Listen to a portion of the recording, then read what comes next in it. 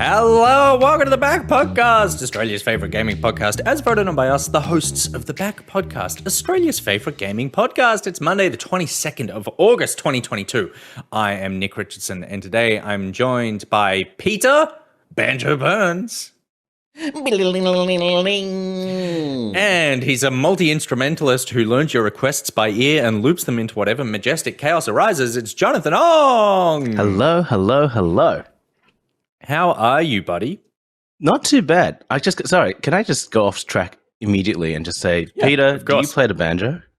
I don't play the banjo, but I would love, I was going to ask you for an assessment of the sound that I made compared to a banjo. Do you think I was pretty on point? Let's just say that the sound you made me derail the podcast because I wanted to talk about it. It was so good. I was like, amazing. how do you come up with it? How do you introduce yourself after that? There's no way. Peter, I can't even make the noise. Don't have the tongue dexterity. That's big. Are you one of those people who can the tongue? Yeah, it sounds like you're one of those people who can literally like tie a knot in your mouth with a piece of licorice or something. Yeah, are you a sexy TikToker? I'm not a sexy TikToker. I can't put a cherry in my mouth and tie the strand and then eat the cherry. What do they do with the little seed? Do they spit it out? Maybe they just keep it on one side of their mouth. They spit or swallow, depending. Okay. Yep. But I've always taken pride in my rolling of the tongue. So I guess I have decent tongue dexterity. Oh yeah. See, I can't actually. I'm one of those unfortunate people. I mean, I was born here. I only speak English. Everything else I'm rubbish at. But if I say R's too many times, it comes up as a W, and I'm like, why? Why is my tongue so lazy? I can't make it do the thing. It's bored. R. It's way too common a letter. Yeah, it's an awful letter. W needs its time to shine. That's all I'm saying. Well, so my son, Banjo, is at kindy each week. They're learning, like they focus on a new letter of the alphabet. And they got to X last week. And it's like, there are no words that really begin with X. So it's all words that end with X, which I think is so much smarter than when we were at school and it was like xylophone. It's like, that's not really teaching me about X. Xylophone sounds like Z. And then there's X-ray, and that's not even like, that's not even a word. It's like whatever, shortened. So now it's like fox and box. And I'm like, that's a great way to teach X. Anyway, I agree. Yeah, actually, but you could just teach CKS. You could. Yep. Yeah. So it would be a useless letter. What we're saying is X can go away. QRS, TV, W, CKS, Y, and Z or Z. That sounds complicated, though. And then eventually, where's the Z coming from? After a few decades of this, they're going to be like, you know, what's easier than CKS? We just need to shorten at least 3 letters into 1 letter, and maybe we'll call it CK. Yeah, X. We'll take that part of the K, and we'll take 1 line from the C, and then we'll sort of straighten out a bit of the S, and we'll join them all together, and it'll look like that. All right, good. Well, John, very excited to have you here. Now, for people who don't know, you are, of course, musician extraordinaire. Do you want to tell people a little bit about what you do on the internet? Sure, absolutely. The primary shtick is people go, hey, can you play this? And I go, not yet. And then I listen to it for a couple of minutes, make some notes, and then I play it. So I basically do improvised looped arrangements of whatever it is by ear. The only limitation is my sense of sensibility. I think the most challenging one I had recently was literally Baby Got Back, because I'd never actually fully listened to it. I'm a classical tragic who managed to escape the classical world only recently. You never listened to Baby Got Back? Yeah. It's a classic. Yeah, it is a classic. There are a lot of classics that just went straight over me because I was living under the biggest classical rock you ever saw. I mean, think about it. I have a doctorate in classical piano, and that took 10 years of college and mostly just listening to medieval, Renaissance, Baroque, classical, romantic, postmodern, all sorts of classical art form music. Yeah. And it's like one of my colleagues who's still in classical music likens it to a well. And you're in the bottom of a deep well and you don't actually know how deep it is. But at the very top... The acoustics are great down there. Oh, they're beautiful. And at the very top of this well, you can see like a ray of light. This blue circle. And what is it? And that's basically... Ja Rule. We're in the Sarlacc. That's what we're in. We're inside the Sarlacc. But basically, that's what classical music is. If you're an instrumentalist, and so eventually one day you just climb out of the well and you go, oh, music is broad as well as deep. Oh crap! Mm. And how many years have I spent doing that? And so literally the only non-classical music I listened to growing up was whatever my parents had on vinyl. So that was Cliff They Richard. weren't listening to Sir Mix-a-Lot? No, they weren't. Oh, incredible. Surprisingly not. So I can play you ABBA and Elton John and some Celine Dion and lots of musical theatre and no Baby Got Back. And so I was trying to rap Baby Got Back with the words because I don't have time to, learn it all properly. Mm-hmm. I'm literally just sort of like smashing the words in where I think they would fit. And then I realized I was talking about sexual acts while rapping, and that's a new frontier for me. So I don't really so I was like, oh. So I kept stopping when my brain went, you just talked about slinging a whatever into and I'm like, oh, okay. You're like, hang on a second. The back, the aforementioned back is not her back. it's a butt. And I'm just like, oh, maybe this is actually educational. How exciting. Do you, well, I mean, lots of classical music doesn't have lyrics. So, Chopin could have been writing music, but thinking about thick booty. And actually, that's what inspired the song. If you're looking for an absolute classical pervert, you have to go to Mozart. But I have successfully derailed ourselves again. I've derailed myself again. I'm supposed to be telling you my journey. So I was basically doing a whole bunch of classical music. And then one day, one of my friends said, hey, you should come with me on Twitch. And I'm like, I don't know what Twitch is. So I dressed up in a suit. Actually, I'm kind of in a suit today anyway. But yes, I dressed up in a suit. And I got on the internet. And I was way overdressed, and we played piano and did all sorts of things by ear for like 5 hours, and then I was hooked. And since then, it's been a gradual evolution or devolution, whichever way you want to put it. And I mostly don't play classical anymore. I mostly just play whatever people are educating me. But I'm catching up on the classic back catalog. Yeah. Because so many things have passed me by, and so people are always constantly horrified. They go, how come you don't know this? I'm like, I don't know. But I know this, and I play something that's 400 years old, and they go, no, I don't know that one. Well, we'll have to do a collaboration. We'll do some dueling banjos at some point. You can play a banjo, and I'll just go. Well, actually, if I did that, I'll have to get like a chopstick and like poke my tongue to keep up. You can play the instrument. No, I you can't. can just pick I can up play the a keyboard version of it. Yeah, okay. Yeah, get the guitar out and tune it to banjo. Well, and then you get an actual banjo player to adjudicate. They'll be horrified. Yeah, we'll get Steve Martin in, and that'll pop off. That'll pop off on Twitch. Steve Martin versus Pete going blah blah blah blah, and John with a chopstick in his mouth playing a banjo on a piano. That sounds fantastic. Well, John, it's a delight to have you here. We should kick on with the show. So, because Peter, there's news. It's not going to break itself.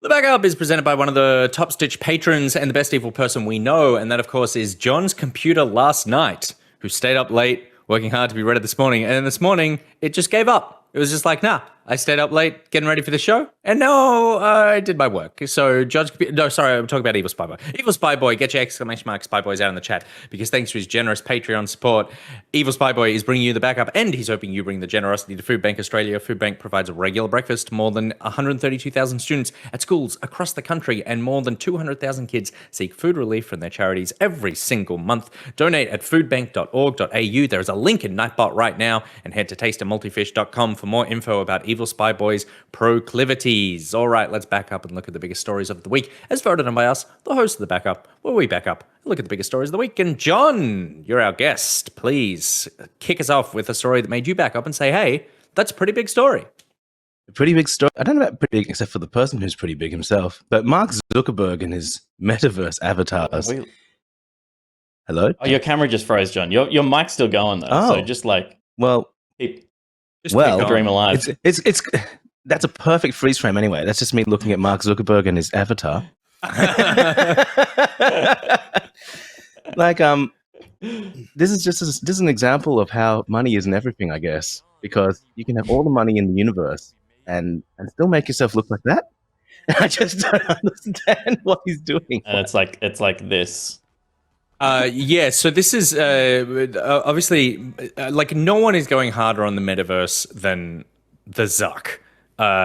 Going so far as to change the name of his company to Meta, released the picture of what his metaverse avatar looks like, and the internet just melted down, going, you have all this money, you want us to invest in this technology of the future, and you look like, I would say, concept art for Sims 1, crossed with an artist's drawing of a sex offender. It is the worst. It is the worst looking person I have ever. I legitimately could draw something better than what this looks like. John, are you excited about the metaverse future that Zuck is presenting, even if the avatars look better than what we saw here? No, not really, to be honest. Look, I'm going to say something heretical, and that is that before I became a Twitch streamer, I had to say that word carefully. Before I became a Twitch streamer, I was literally going to be one of those people who bought one of those big 9-button phones, that have very, very, very basic text and phone capability, and just consider myself done with technology. I mean, clearly I've gone terribly, terribly wrong if I was going to follow that path. But I don't really, as much as I love interacting with things online and people online, and I believe that relationships we have online are truly real, and I've made really good friends, and et cetera, et cetera, et cetera. I don't really want to live another life in there, because we know that all these things have mechanics that just make you sucked into it 100%. And then if Mark Zuckerberg's in charge of that, Mr. Hates privacy and thinks it's outdated himself, ooh, I really don't want to immerse myself in that swimming pool too long. You know what I mean? Yeah, it's so not an exciting prospect to gamers. The pitch feels like it is to like a corporate world, where these tools, where they're trying to convince corporate people who aren't as tech savvy that this is the future of being like socially corporate. I don't know how to word that. A corporation that is social internally is what the metaverse is trying to be, and for some reason there has to be Web3.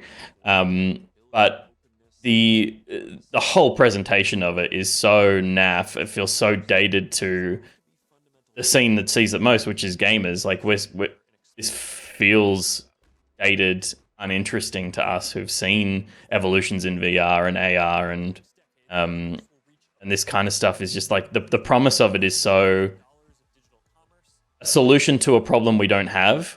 Yes. Is it marketed at the wrong generation, do you think? Like, I noticed that, Facebook used to be the thing about 15 years ago, maybe.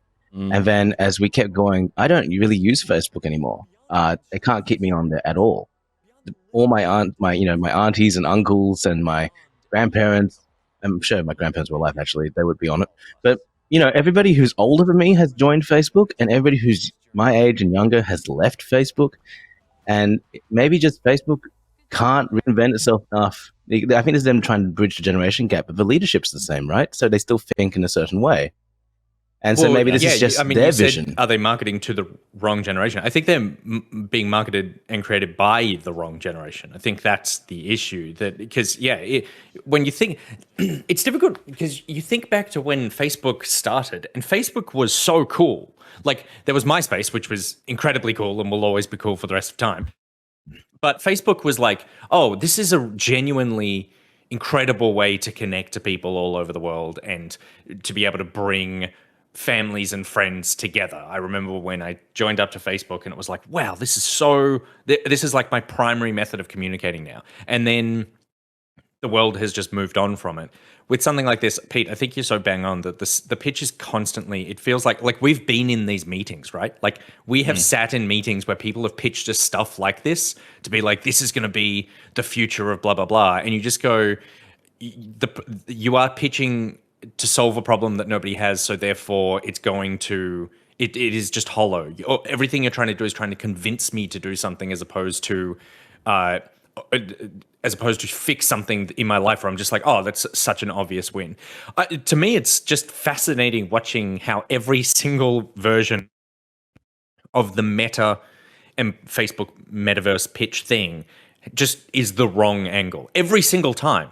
Nothing that, like, remember when he was in Puerto Rico after the hurricane, and he's like wandering around going like, you'll be able to visit this spot, and just being like genuinely excited to be there after a hurricane had just decimated thousands of people's homes and stuff. And it's like, you're so off base with everything that you're doing. And he has gone from someone who was like a rebel. I mean, he was never really cool, but like, I guess like a disruptor, to someone who is just like, he is the most sad person that I can think of every time I look at him. And then that little drawing of him is the avatar is just such an encapsulation of just going like, you've stopped being able to think in terms of disruption, and you are just a corporate shill who just wants everyone's money and information. And it's kind of like, it's now sad, but I'm still enjoying watching it because I can't feel too sad for someone who has billions of dollars. Like, yeah, I do not feel sad. In some ways, it just makes you. Sorry to cut you off. So in some ways, it just makes you feel better about yourself because, look, it seems like Zuckerberg's terms of reference to humanity has shifted so far in a direction that he no longer relates to humanity at all. Why else would you take a picture of yourself and your corporate stuff and like in front of a flood disaster zone? Why would you do that?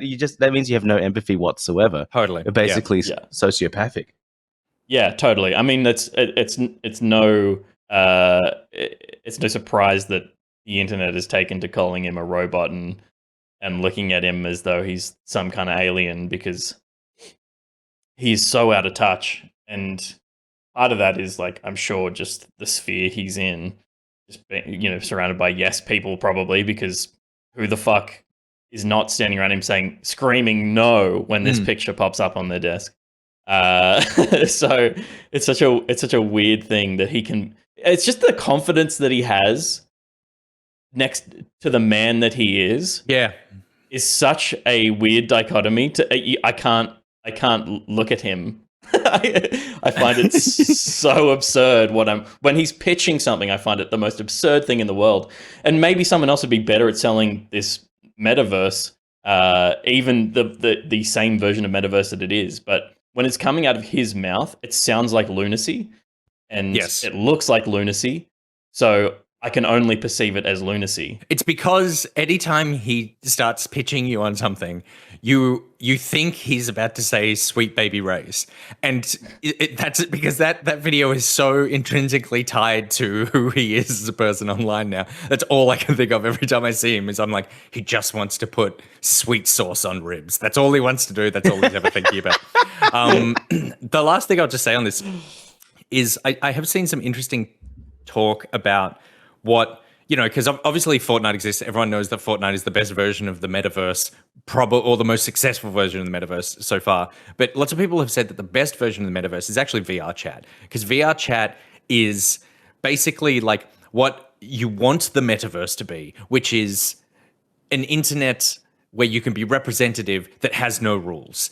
In terms of how you can be represented. Like, it is truly a nightmare hellscape in there, but also an incredible space to be in, with so many plugins and add-ons and hacks that people can really be whoever they want to be in this world. And I think that the other thing that's so unappealing about this picture that came out was it's a reminder that actually this is a company who want to create how you are represented in this world. Like, Mark Zuckerberg is never going to let you wander around with like fucking like dick horns on your head, because it's that will be bad for advertising. But that's actually what people want to do. They want to go, I'm already me. I don't want to be me in this thing. I want to be who I am inside in this. And me with dick horns. Me with dick horns. And no company is going to like let you be whatever you want, which is why VR chat recently added easy cheat,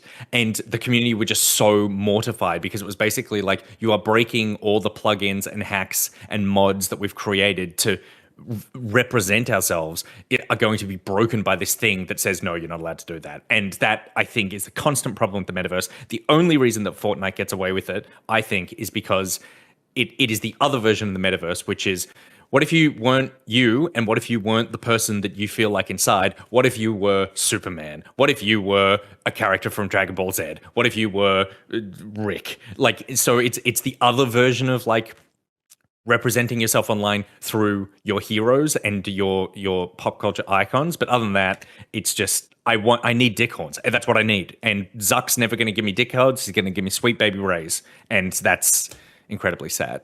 And here ends my TED talk. Good. Okay. Well, I can't wait to see the next version of what this is, because this train wreck is my favorite train wreck on the internet. Peter, what story caught your eye this week? I just wanted to quickly talk about a story that popped up about Apex Legends with casual players feuding with pro players. And it's a story that exists across all basically PvP shooters that have skill-based matchmaking. Mm-hmm. And there's just been some, like, the recent problem with Legends, and, you know, there's constant balancing with ranked playlists in any game like this, but there seems to be, in this current season, the skill-based matchmaking has a wider bandwidth, or is designed to put high skill players and low skill players in the same games in order to make it feel more dynamic from the player's perspective. But really, that's just a benefit to pro players, that they get to feel like they crush that team that might be a really difficult team over there, and it's really just a boon for them, as opposed to the casual player that drops down. The pro players all have, all the really high skill players have a special drop tail. You know, when you fall out of the drop ship, you leave a trail behind you, and it's like some kind of special diamond bullshit. But it, you know, some scrub dropping down sees that they're surrounded by that. It's so demoralizing. So this is like just one problem of many.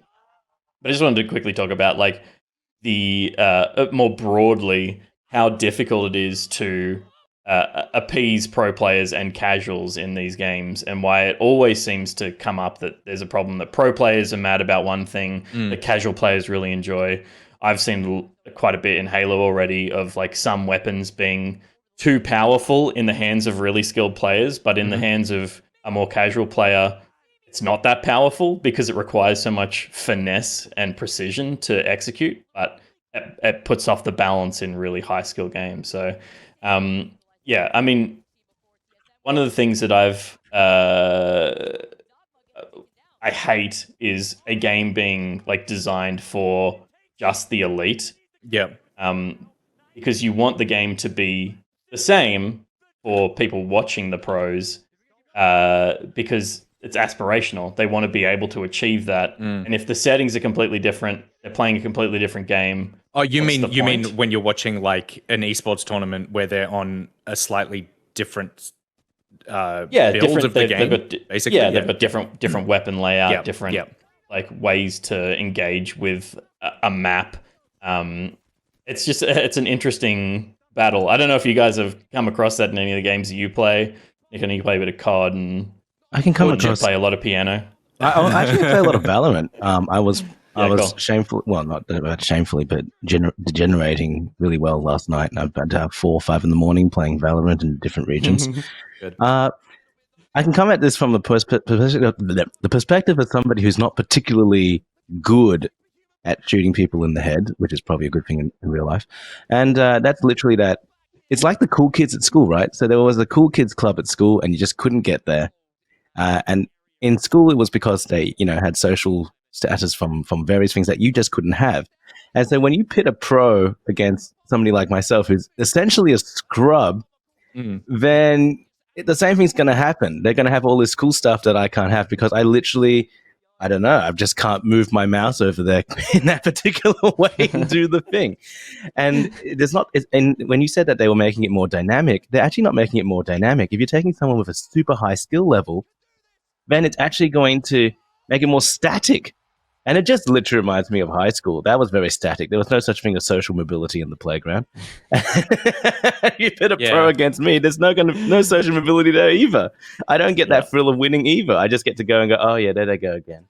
This stupid diamond fire trail. Pete, because you've been playing multiplayer games your entire gaming life almost.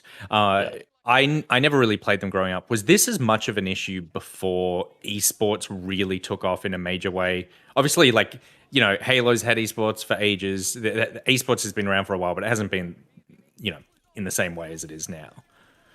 Yeah. So, I mean, I can talk a bit more deeply about Halo because I've followed it for such a long time. But Halo, since like the MLG days, kind of, you know, the birth of esports. Well, I mean, MLG was well after the birth of esports, but the kind of start of the popularity of esports beyond people with fatality playing Quake was like there were settings that went along with MLG. Yep. There were playlists in Halo 2 and 3 that were the MLG playlist, so you would play with the pro settings. And I don't think there's a problem with defining ranked and social game modes in these games, in Valorant, in Apex, in this. It's when the problem with Apex at the moment is that they've married social and ranked in a way that doesn't benefit casual players. And I would argue doesn't benefit ranked really professional players, because they're not playing against people who are as good as them, and they're therefore not learning how to beat people who are as good as them. Yep. Yeah, has it been a problem? I would say less so, I would say it's becoming more of a problem because of the way the games are developed these days, and that they are patched constantly. I was going to say the fact that there's an evolving meta. Games didn't used to get patched in the same way as they are now. It's like, if that gun's broken, that gun's just broken in that game, and that's just how it is. Because sorry, finish off. I was just going to say, and in the past and currently as well, there's the pros kind of band together and have gentlemen's agreements. The idea of GAing in tournament play is not a new one. The pros agree that X weapon is overpowered or is making the game less interesting competitively, so they agree that they're not going to use it. And it is literally a gentleman's agreement. Still spawns on the map, still works in exactly the same way. We've all just said we're not going to touch it. Yeah, right. And the reality of that is that it works pretty well, because just you can't get away with it. If you do it, it's seen by everyone, and you're ashamed for it. You're playing in a pool. You're playing in a pool of maybe maximum 60 people who are at this tournament. So you're the guy that did the thing that broke the gentleman's agreement. Totally. And everyone turns against you. So that's always been a thing, and I think it will continue to be a thing. And Halo is talking about GAing a bunch of stuff right now, a bunch of tools right now. But it's definitely, with evolving metas, become more and more a discussion. Where people can go like, the problem being that pros appeal to the developers, and the developers in the next patch make a change based on recommendations of the pros. Doesn't necessarily benefit the casuals. The other side of that is that the pros genuinely have the best understanding of the balance of the game, and their opinions are typically correct about high tier gaming. So you can't just ignore it, but also, does it only benefit people who are playing at, you know, the top percentile? I think that they have the best opinion for how they play the game, and probably more objectively, like, they definitely have a deeper understanding of the game than most people who play it. But like you'd said before, if you can't play at that level, then a gun isn't necessarily as broken as it is to someone else. I think that you're right in terms of like the patching and the evolving metas or something has led to this. I also think the fact that so many, like, basically when you launch a multiplayer game these days, you are also launching an esports scene. Hopefully, that's what you want to be able to do.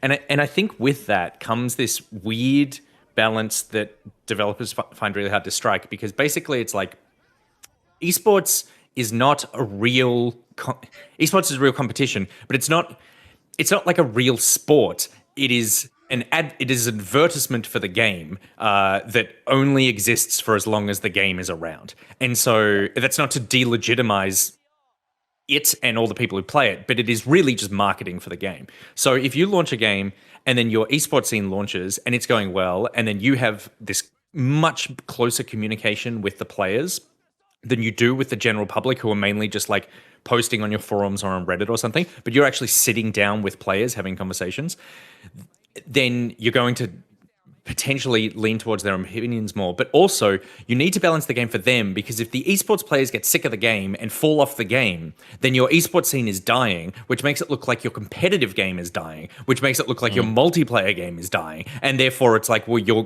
game can't withstand genuine, rigorous play. And so you have to keep balancing for that to make sure that it works. But at the same time, I remember playing, like, I think you're right with the aspirational thing. When I was playing Dota, like, I watched the International, fucking love watching it, and go, oh, maybe I'll try doing that in the future. But the understanding of what those players were doing was so astronomically beyond what I could do, that if you had started, that when some characters were like nerfed because something happened in an International, I'm like, well, I'm never going to be able to fucking pull that off. Like, there's no way I can do that in the game. That's ridiculous. But because it's so public, it's like, we need to make sure that this thing continues to work, because this thing is kind of, for multiplayer games, like, the biggest marketing tool League of Legends has is its esports.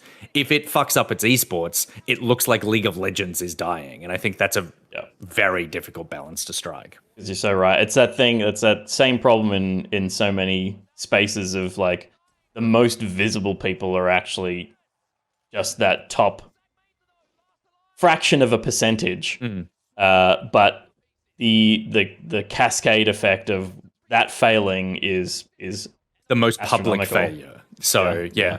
So John, you play a lot of Valorant. Did you play competitive games or competitive multiplayer before that, or is Valorant kind of like where you dipped your toe in? Actually, to be honest with you, another confession. I basically sometimes would jig school and go to LAN cafes and play Battlefield 1942 and Counter-Strike when it was a mod. And, I'd sink a lot of hours into that. But back then, my competitive esports career was severely hampered by the fact that my family had dial-up. And you can't be competitive, particularly on dial-up. And so I became a little rat weasel. I'll be that person hiding around the corner and then suddenly going bam, and that persists to this day. Which is actually the reason why I play Valorant these days, is because Counter-Strike has now become absolutely insane. And so even if you know what you're doing, you have the reflexes of a gazelle or a cougar or something. And and I kind of don't, like, at my advanced youth, we shall call it. I now need to be able to make other people blind so I can do my thing, and Valorant provides me that opportunity. What a fascinating human you are. Never heard a baby got back. Classical music extraordinaire who skipped school to go play Counter-Strike mods. It's just, I can't put my finger on it, and it's a beautiful thing. You're a beautiful person, John. It's an enigma or a mess. It could be both. It could be both. All right. My story this week that caught my eye. A couple of Sony things that I feel like kind of tie together. It's all about Sony on the PC. So Sony came out. There'd been rumors for last week that we might be seeing Death Stranding coming to Game Pass, and I saw a lot of people go, "No way, this is happening. Can't happen." The Death Stranding was completely funded by Sony. It was made running on a first-party studio engine, the Guerrilla Games engine. There's no way this is happening. It came to PC, and that's the most that they'll allow. And then I think it was overnight, it got confirmed that it's coming to PC Game Pass tomorrow. So it's quite...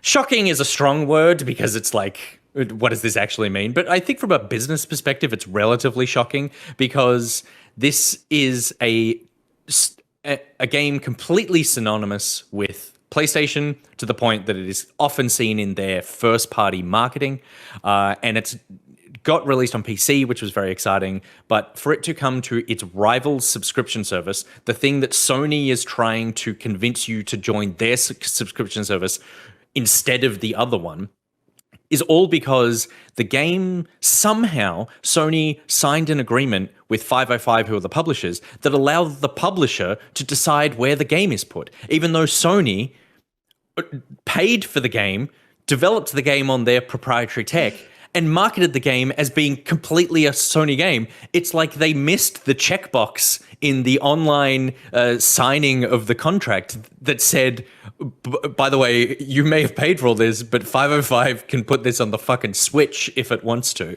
And it's fascinating. I just feel like, and then we also saw this happen now twice with MLB The Show, which has gone to Game Pass, and again, was such a IP that was synonymous with Sony, that I don't really know how this happened. I don't think Sony would be particularly happy that this has happened. I'm sure they must have known, and whether this was some clause, Pete, that Kojima had in his contract to go like, you don't get to choose where this game goes after X amount of time or whatever. But yeah, what was your impression when you saw that it's coming to PC Game Pass, not just Xbox Game Pass, not Xbox Game Pass, sorry, not Xbox Game Pass. Yeah. Yeah, I was surprised. It makes sense from getting the game in front of as many people as possible. It's been out. When did it come out? Was it 2019? So I think it's been 3 years. There probably was some kind of exclusivity deal that Kojima made. Maybe 505 made. Mm-hmm. But that appears to have expired. And here it is. If it's going to be on PC, on Steam, then why not also on Game Pass? But yeah, I mean, like the thing, I would love to see some actual, because Kojima is an independent developer, who, you know, Sony paid for this game, sure, but if I would be much more surprised to see Horizon. I wasn't shocked to see this happen, I guess, because I just assumed that that's what kind of contract Kojima would have put together, is an exclusivity deal that had an expiration. Yeah. So yeah, the problem with it is that the game is still Death Stranding. So that sucks for everyone. But one interesting thing is that it is the it's just the vanilla version of the game, not the director's cut. Which is the most absurd thing to ever come out of an independent studio. But also the director's cut, you mean? Yeah. But the director's cut is on PC, correct? The director's cut is on PC. Yes. Yeah. It hates art, confirmed. Was that Gus? That was Kane. Yeah, it is.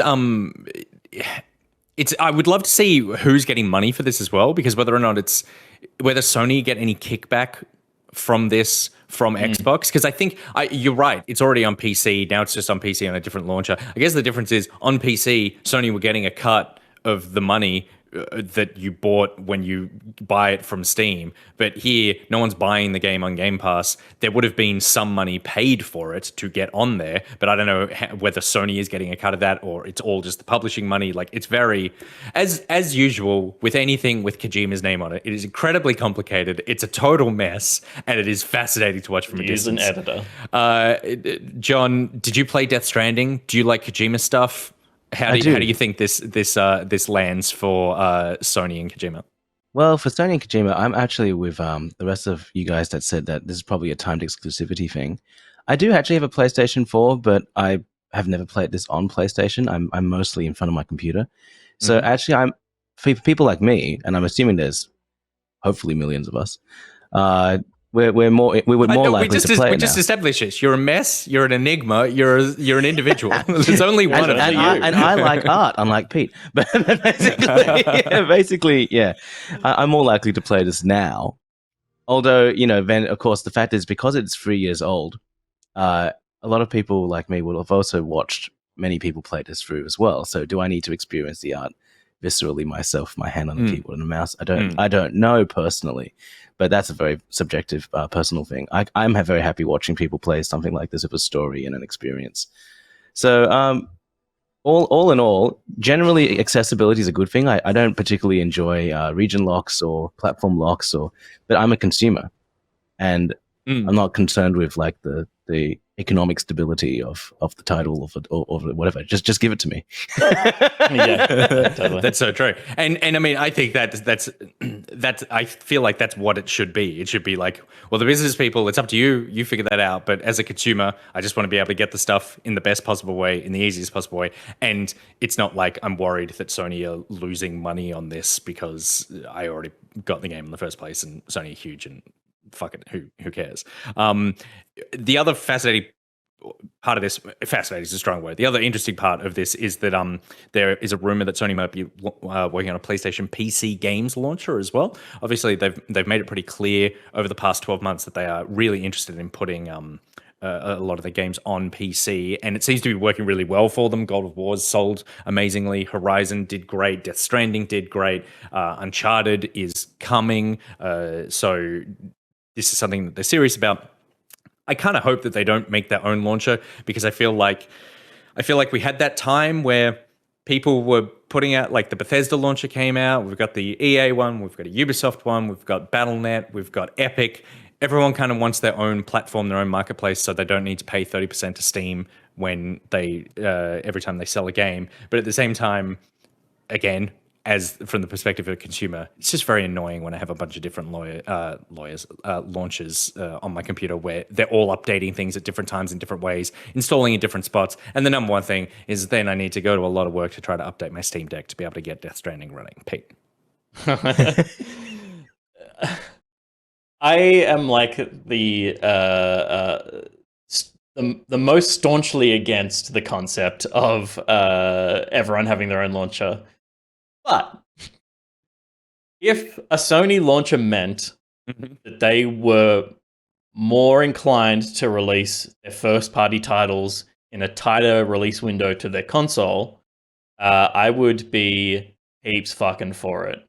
If I could play Uncharted, Spider-Man within a couple of months of it launching on the PlayStation, because I'm buying it through the Sony app where they get 100% of the proceeds and Steam aren't taking their cut. Yep.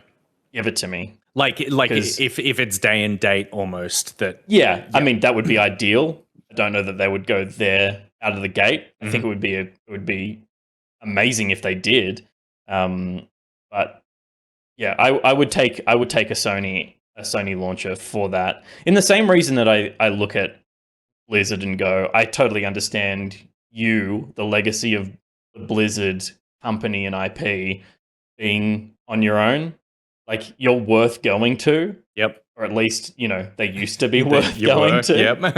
Yep. So I would actually be really excited about seeing Sony come to PC if it promised that we were going to be playing PlayStation games on PC a little earlier. That's a good point. I hadn't thought about whether or not it affects, if they're like, we just take all the money. That's oh shit.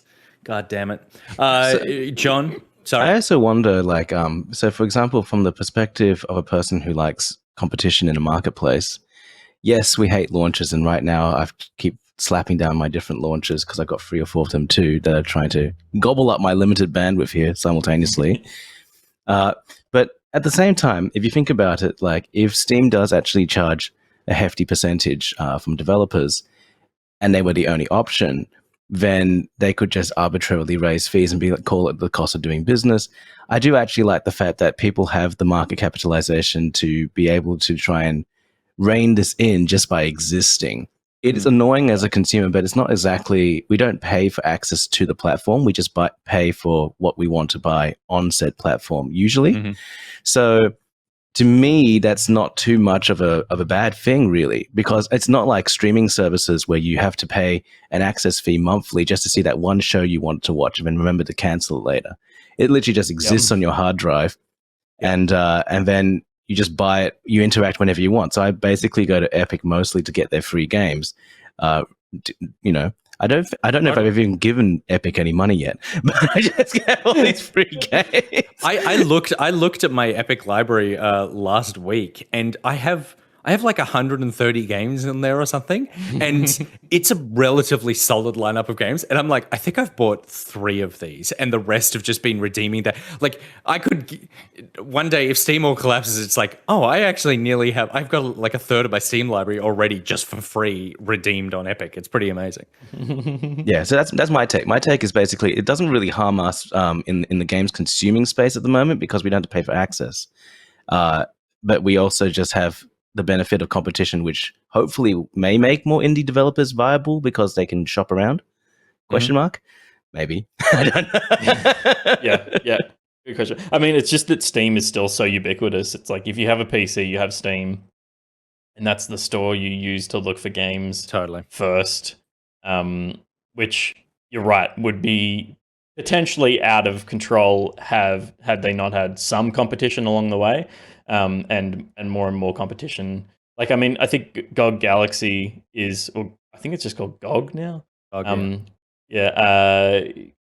Is one of those ones that's kind of like been around for a while and is a trusted one. It has no DRM. You know, you own the game when you buy it, which is only so true as the servers being available to download the game from if you need it again. So, there's all these complications with all of them, and the more there are, hopefully you would think the more that they're going to learn from each other and build the most consumer-friendly product. Because part of the problem with all these apps is that they work differently, and most of them work worse than Steam. Yes. GOG also have that super launcher where you can add the other launchers to it. I should have I remember reading about that like 8 months ago or something. I don't know whether or not Steam is a part of that, but I think most of the others are, and you can basically launch all your games from there. But I think it still needs to launch the other launcher in the background to authenticate and blah, blah, blah. But I like that. I'm the most superficial one. Pete's like, oh, maybe I can get my games faster. John's like, oh, maybe this is actually good for developers and like democratizes the release of games. And I'm like, but I want all the pretty pictures of the games in one window. I don't want 5 windows, and that's actually, I remember the unholy hell that launching GTA 4 used to be, because you had to sign into your Rockstar account and then had to go through Games for Windows Live, but you'd actually bought it on Steam, and then getting all 3 of those freaking platforms to work together just so you can have your multiplayer game session of GTA 4 would be a 4-hour ordeal. And maybe you didn't succeed that night, and that was the game. The game was, will it launch? Will it launch? Yeah. I'm glad those days are over. Holy crap. My God. Pete, do you remember when we were doing Good Game and GTA came out on PC, how we fucked up?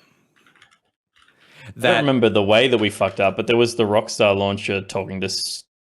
So it was I can't exactly remember what it was. I think it was the Rockstar launcher talking to Steam, but basically somehow your Rockstar game got tied to my Steam account, and then it was like, you can't use the launcher to launch GTA 5. It's tied to my Steam account, and we had to go through the most epic, like, constant back and forth with Rockstar and Steam to untangle this mess, because we were just like, well, Nick's on Steam here, we'll just use Pete's thing because I think you had played more of the game or whatever it was, and then it was just like, I remember they just married each other. Yeah, and your face just went white, and you were like, oh my God, like, you own my copy of the game and I cannot buy it again. Like, it was a disaster. That's right. Good times. And it was a really slick move stealing his game like that. Was it? Yeah. Well played. It was all deliberate. All right, and then a couple of delays that dropped in the last week. Evil West, which is a sort of third-person action twisted Western game, which we're seeing a lot of this year, has been delayed by just over 2 months. It was supposed to be out relatively soon, but they've taken a couple more months to the classic more polish. Planet of Lana has been delayed from 2022 to spring of 2023. This is a beautiful sort of it looks almost hand-painted platformer. It's like Inside but with color. Looks stunning, and we're going to have to wait a little bit longer for that. This was the classic we want to live up to the vision delay. And High on Life, which is the game from Rick and Morty co-creator Justin Roiland, has been delayed by just over a month. They said the classic to polish for the best possible gaming experience. So that's the one where the gun yells at you. So you're going to have to wait a month longer. It was supposed to be late October, and it's now coming mid-December for that gun to yell at you. All right, that is literally all the video game news that happened that you need to know in the past week.